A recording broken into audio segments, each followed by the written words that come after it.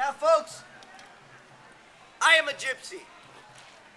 My people, of course, we are well known for being a culture of fine moral character and you know, good morals. But we're also well known, don't laugh at that, but we're also well known for our art, our poetry. So I have prepared for you today a gypsy love poem. Now, if you are here with a woman, keep an eye on her out of the corner of your eye, because at some point she may become overcome with emotion and start to swoon. You remember that, so you can recite those lyrics to her again. And once she starts to swoon, you scoop her up. You carry her across your home. Set her down gingerly on her feet. Gaze lovingly into her eyes. And you say those words that every woman longs to hear from her man. My darling, would you please make me a sandwich? See, she's already swooning. Don't look at me in that tone of voice. All right.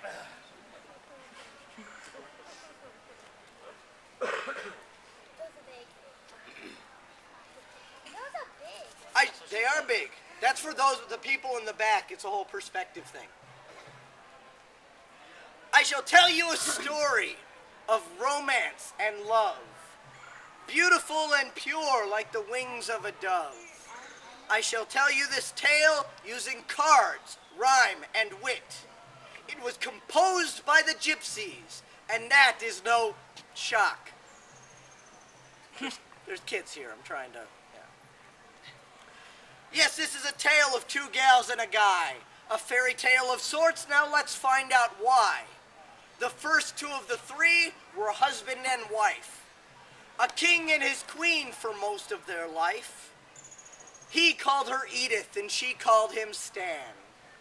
She was his queen and Stan was her man.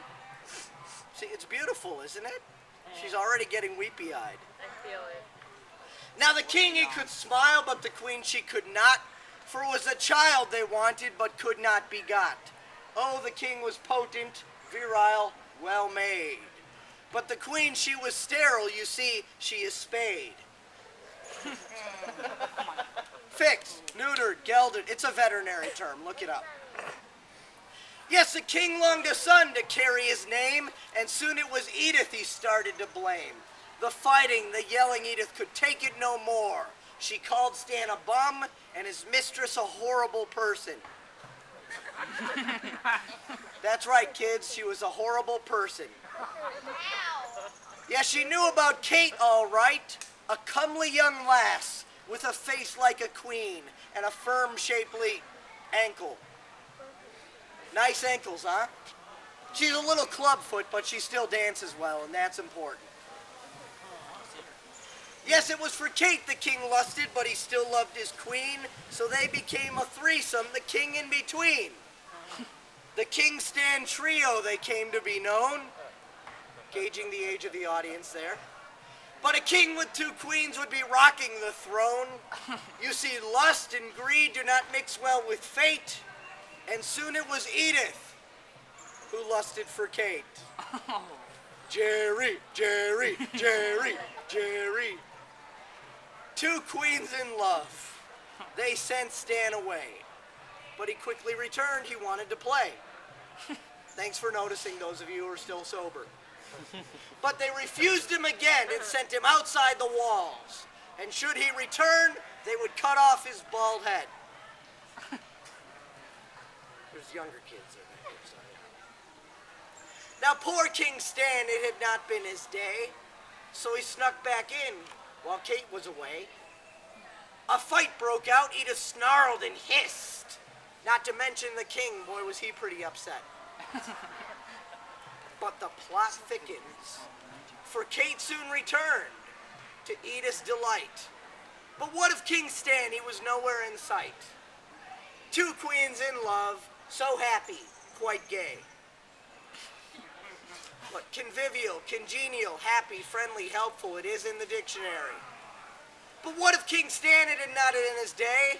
He had lost his kingdom, his queens, he was down on his luck. You might even say he was royally freaking out. So what is the lesson that we are to learn from Stan, Kate, and Edith and the tables they've turned? Well, I told it to Stan, and now I'll tell it to you. You can't have your Kate and Edith too. Oh. I know, it's a long way to go for that punchline.